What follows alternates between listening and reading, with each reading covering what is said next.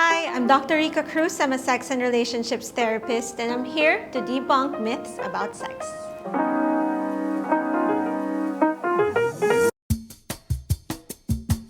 Okay, I guess this should be contextualized. Penis size only matters when it's for one-night stands.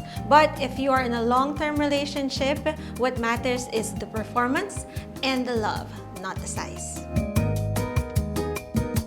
No!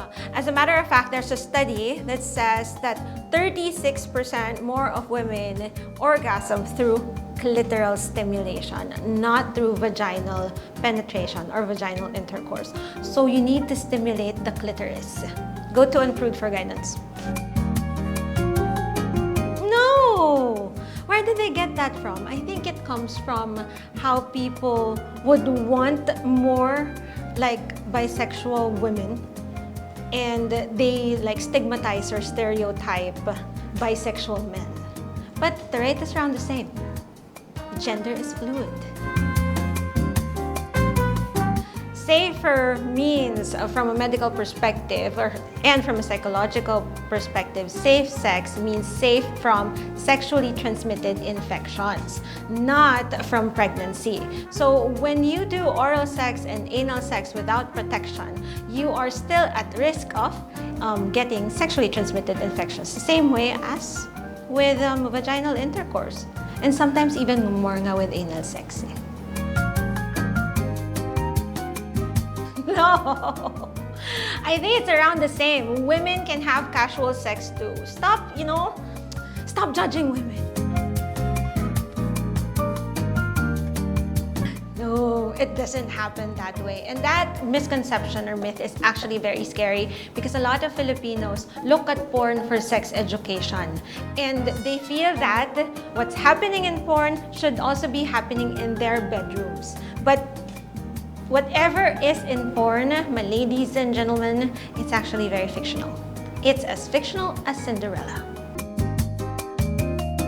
Of course not.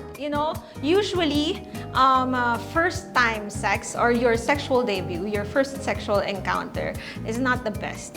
It's actually, more often than not, bad sex.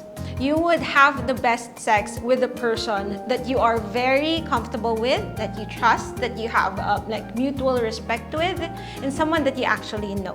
That's what studies say, and that's also based on my experience. There's actually no scientific diagnosis for sex addiction. We call problems in sexual behaviors as problematic sexual behaviors. It is not an addiction.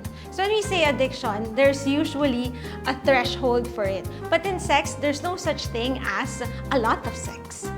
So it really depends on the person. Of course they can.